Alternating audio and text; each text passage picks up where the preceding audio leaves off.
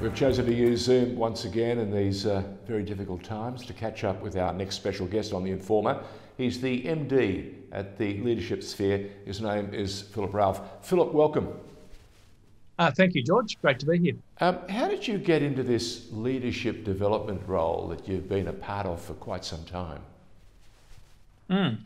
So I, as an 18-year-old, I didn't run away and join the circus. I ran away and joined the police force. So I literally joined the police force when I was 19 and 1 week old. So looking back now, I was way too young, but anyway, I did. And so an 18-year career, working in the psychology unit, working at the academy as a train-the-trainer, working on police shootings and retraining police really got me interested in leadership development. And, I guess as a police officer, you see both the worst and the best of people. And I was fascinated by how people ticked, and I just wanted to do more of it. So I did quite a lot of facilitation and leadership development within Victoria Police, but in 2000 I just thought it was time for a change, and so left and pursued a corporate career in leadership development. So that's a fantastic opportunity to cover some territory from a different perspective. Can I just take you back into those days when you were part of the police force? The police at the moment, in my opinion, have been put into harm's way like never before. They're being asked to do things that I don't know if you've ever trained for. So what advice would you have for the young men and women, and the men and the women who in blue, who do, more often than not, a fantastic job? They are our only line of defence, if you think about it. And so often we give them short shift, and we shouldn't. What advice would you have for them in these extraordinarily difficult times? I don't want to say unprecedented because it's a word that we're tired of, we're exhausted of. But what advice would you give, whether it's here, whether it's in New South Wales, WA or wherever? They're being asked to do many more things than they were ever trained to do. Yeah, absolutely, George. And it is easy to be an armchair critic, isn't it? So I really appreciate the question. I think I concur with everything you said in terms of it's a really challenging role, and it's easy to, criticise them. But the advice I would give, and it's hard to put a wise head on young shoulders, but is just before taking actions to take a breath and just create a little bit of space between what happens in the field and what your actions or response will be.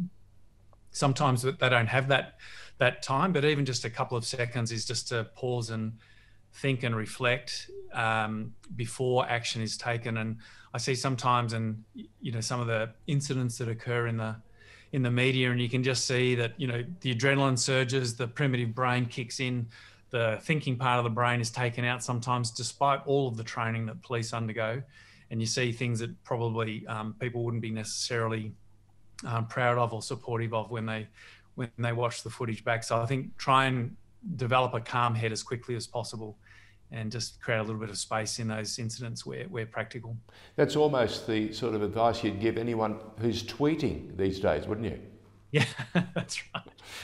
Exactly. For goodness sake, less diploma by diploma by Twitter, and or diplomacy by Twitter, and yeah, more dialogue and more conversation, I think. And that was certainly, during the police shootings in the 80s and 90s, and I was fortunate enough to be involved in a project which really aimed to change the mindset from one of, being the hero and potentially, crashing down the door or trying to resolve the situation as quickly as possible, is just to tactically create some space between what has just happened and our response. And police shootings went from 1 per month for 14 months to no shootings for 3 years back in 1994, 95. And I know that's a long time ago, and there's, a cocktail of drugs and alcohol and all sorts of things, but they were present back then as well.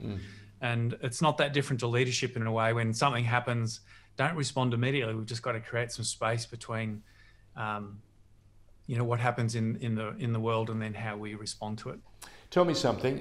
In this day and age, you're talking to CEOs and others about the challenges that they face.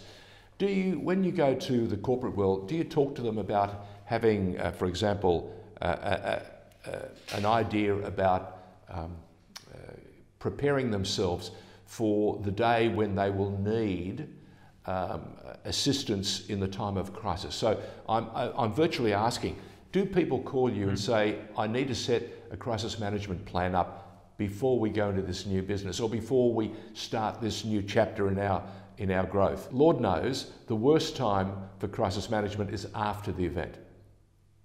Absolutely, that's right. And unfortunately, George, as you probably have guessed, and I can tell by the question, that often we're brought in after the crisis has already occurred.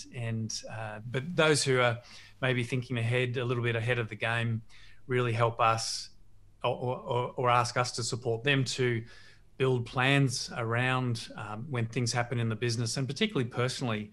So I don't care whether you're brand new to an organisation or you're a seasoned chief executive. We're people at the end of the day, and we're subject to the same fears and concerns and frailties and the things that kind of go on in our head. And how do you prepare people for that? And I think that's a really smart way to do it, is to prepare people for the times when they do fall over, the times when they do experience setbacks and failure.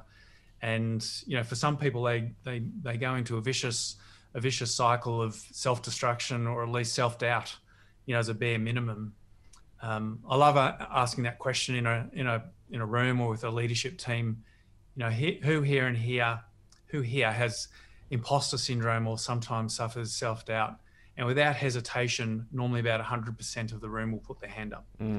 So if that's the case when they're sitting calmly and relaxed in a room, imagine what is their response going to be when, the pressure is really on, or shareholders are screaming and breathing down their neck, or their name have just appeared in the newspaper or their organisation. So, yeah. Lord knows in 2020 we've had so many disruptions.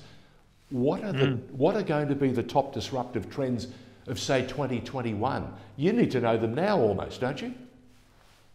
Well, that's right. And I think there are a number of things that we need to think about. And, the current pandemic is really, we can either see it as a crisis or an opportunity. It's definitely a crisis. And I don't mean to minimise that in terms of the impact, both on people and for society. But, as an opportunity, I think it's a once in a lifetime opportunity to reset how we think about how we manage people. And I think there are a number of trends. And one of those is about, I think, being braver in how we lead our organisations and being more ethical. And I was trying to count up the number, and it's probably not something you should normally do, but I was trying to count up the number of royal commissions and inquiries and,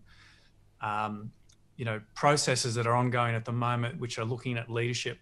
And I read just in the last few weeks about, the Rio Tinto example, where the Donikian gorge in the Pilbara, so 46,000 years of constant human occupation, and the two caves were blown up by the organisation. And there's an internal review, and the review said that everyone and no one was accountable. And I think that's one of the things in 2021 that we're really going to have to focus more heavily on. That what does accountability look like? What does ethical leadership look like? So it's as much a trend as a call to action, I think.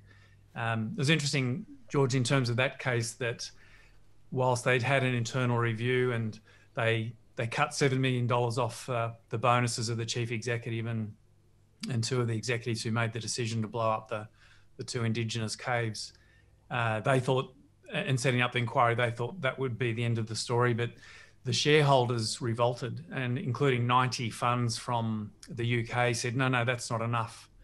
And so because of that immense pressure for more ethical decision-making with accountability, the CEO and the two executives will now be standing down very soon. So I think that is a really strong trend. How do we bring that to modern organisations where we're both more ethical and braver? And they've got to understand that if their CEO or the MD, the buck normally stops with them. Yeah, that's right. The buck does stop with them. And frankly, if we look at organisations, and this happened only just last week, I had someone on a program and they were talking about, the bullying that they saw and had been personally, had received, the sexual harassment, the poor behaviour that we still seem to tolerate in organisations. And I think we just have to reset. That's one of the trends, I think, next year. We just have to reset and be braver and more courageous in calling out poor behaviour.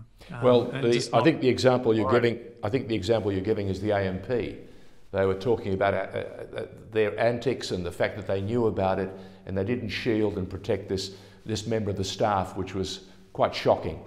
I think they've come to the party, but late. But it seems to me that you think that one of the most important qualities of leadership in 21 and beyond will be the ability to focus on the immediate problem and address it. Yes or no? Yes. Yeah, I do. And I keep talking about braver leadership. What I mean by that is, the inquiry here in Victoria, we're very aware of the hotel inquiry. And I noted that one of the bureaucrats who gave evidence at the inquiry, the commentary was around this in the public service, this creeping culture of compliance, which you'd have to say is the opposite of bravery. And one of the bureaucrats actually gave evidence he testified to say that he's repeatedly told by his own boss to stay in our lane. In other words, don't go outside our remit, don't challenge, don't call out things that you think are not working well, stay in our lane. And if that's the kind of organisations we're going to accept as a community, I think we're in real trouble. So that's what I mean by be more courageous, be braver, call out BS, call out stuff that's happening. Don't be compliant or sit back and be passive. Phillip, Ralph from the Leadership Sphere, thank you for calling it out and saying it as it should be. And we wish you continued success and stay safe. Oh, thanks very much, George. My pleasure.